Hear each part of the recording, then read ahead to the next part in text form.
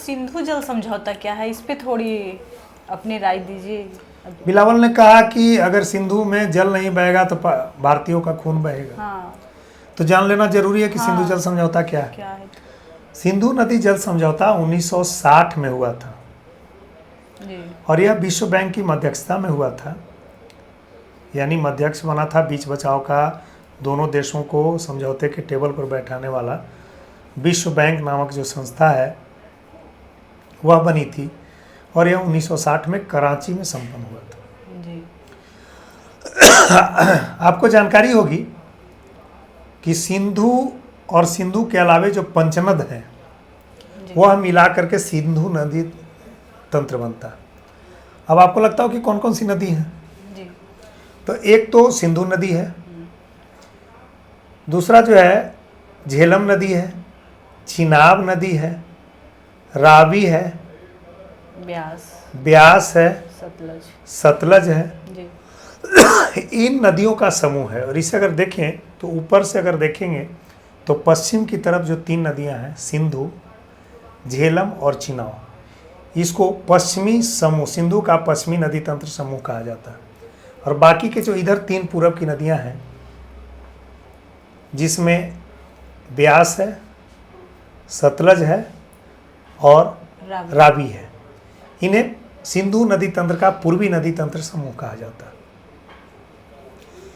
इसी में यह समझौता हुआ जो पश्चिमी नदी तंत्र समूह है उसके जल का उपयोग पाकिस्तान के द्वारा किया जाएगा और जो सिंधु नदी तंत्र के पूर्वी नदी तंत्र समूह है उसके जल का उपयोग जो है भारत के द्वारा किया जाएगा।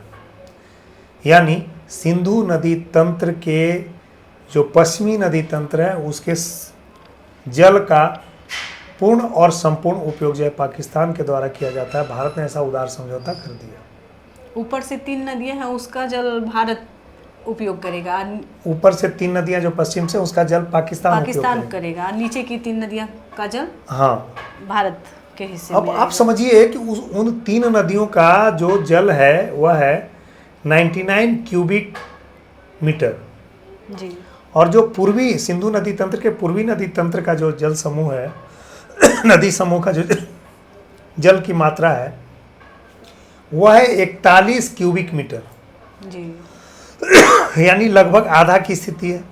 तो पूरे तंत्र में आप समझिए कि 60% के आसपास की हिस्सेदारी जो है जल का उपयोग पाकिस्तान कर रहा है, जबकि 40% का उपयोग भारत कर रहा है। जबकि ये नदियां भारत से होकर के पाकिस्तान जा रही हैं, भारत का इस पर पहला अधिकार है, लेकिन भारत ने उदार समझौता करके पाकिस्तान के पक्ष में यह दरियादिली दिखाई थी। लेकिन पाकिस्तान उल्टे क्या कर रहा है? जवाब पाकिस्तान तो पूरा उल्टा ही जवाब दे रहा है इसका। पाकिस्तान भारत को तबाह करने में लगा हुआ, हम उसे बसाने में लगे हुए हैं। आपको यह भी बता दें कि पाकिस्तान की जो अर्थव्यवस्था है वो कृषि पे आधारित है जी, और वह जो कृषि आधारित अर्थव्यवस्था है कृषि भूमि का जो क्षेत्र है उसका 80% सिंचाई जो है वही सिंधु जल समझौते के तहत जो प्राप्त होने वाले जल हैं उसी से होता है। अगर मान लिया जाए जल समझौता जिस तरह से निलंबित किया गया, अगर अस्थायी रूप से निलंबित कर दिया जाए तो पाकिस्तान में खेती एक संकट की स्थिति हो जाएगी जी। अभी महंगाई से खाद्यान्न खरीद पाने की स्थिति में नहीं है पाकिस्तानी। अगर पाकिस्तान में खेती भी ना हो तब की स्थिति क्या होगी? वे जो है दाने दाने के लिए मोहताज हो जाएंगे और अपने ही शासन और तंत्र के खिलाफ जो है खड़े हो जाएंगे और वहाँ गृह युद्ध होते देर नहीं लगेगी। तो बिलावल को यह बात समझना चाहिए कि अगर समझौता टूटा, पानी रुका, तो पाकिस्तान का अस्तित्व भी समाप्त हो जाएगा। तो सिंधु नदी जल समझौते पर भारत सरकार ने पहलगाम अटैक के बाद जो भारत सरकार के केंद्रीय जल सचिव हैं उन्होंने वहाँ के जल सचिव मुर्तजा को स्पष्ट लिखित संदेश दे दिया है कि हम इस समझौते को निलंबित कर दिए। यानी मैं अब भारत इस समझौते को नहीं मानता। जब नहीं मानता है तो संपूर्ण जल के उपयोग का, उसके राह बदलने का, उसके कंजम्पशन का, चाहे उसका सिंचाई के लिए उपयोग करे, हाइड्रो इलेक्ट्रिक के लिए करे, नेविगेशन के लिए, जल परिवहन के लिए करे या फिशरी के लिए के, उसमें किसी तरह का अब जो है पाकिस्तान के साथ कोई मरम्मत होने वाला नहीं है। नहीं है, नहीं करना भी नहीं चाहिए। जैसे पाकिस्तान का रवैया भारत के प्रति है, भारत को भी उसी तरह का रुख अपनाने का सख्त जरूरत है, एकदम करना ही चाहिए। वह समय आ गया है। हाँ। अब तक भारत जो है दरिया दिली दिखाता था, लेकिन पाकिस्तान कभी दरिया दिली नहीं दिखाया, सहिष्णुता नहीं दिखाया। हाँ। और पाकिस्तान ने हमेशा भारत के नागरिकों को परेशान किया। आपने देखा होगा कि पहलगाम के बैसन घाटी में आनंद के पल जी रहे 26 मर्दों को मौत के घाट उतार दिया जो निहत्थे थे।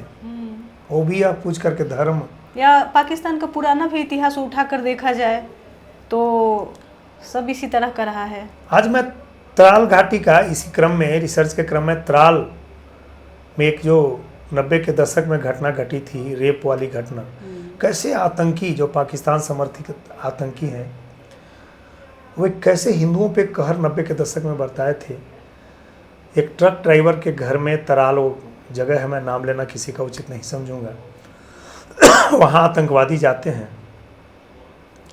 सबसे पहले उसे जो है उस घर में शरण पाते हैं, भोजन की मांग करते हैं। भोजन कराए जाने के बाद वे लोग सारे आतंकवादी जो है उसकी बेटी पे, जो नई जवान बेटी है, उस पर उलझ पड़ते हैं, उसके साथ जो है सामूहिक रेप करने लगते हैं। जब बचाओ बचाओ की आवाज़ सुन करके उसके माता पिता वहाँ जाते हैं तो माताओं को, उस लड़की की माता को भी लोग पकड़ लेते हैं और गैंग रेप करने लगते हैं। और असहाय पति जब बचाने की कोशिश करता है तो उसे गोली मार देते हैं। और यह मैं नहीं कह रहा हूँ, यह एक बड़े पुलिस अधिकारी हैं सहाय जी, उन्होंने लिखा है। और उस समय की न तो मीडिया, स्थानीय मीडिया ने, न ही राष्ट्रीय मीडिया ने इसे कहीं जगह दी थी। तो ऐसी त्रासदी के दौर से कश्मीर को गुजारने वाला वह देश पाकिस्तान है, वह गुनाहगार पाकिस्तान है। और इस पाकिस्तान को सबक सिखाने का वक्त आ चुका है।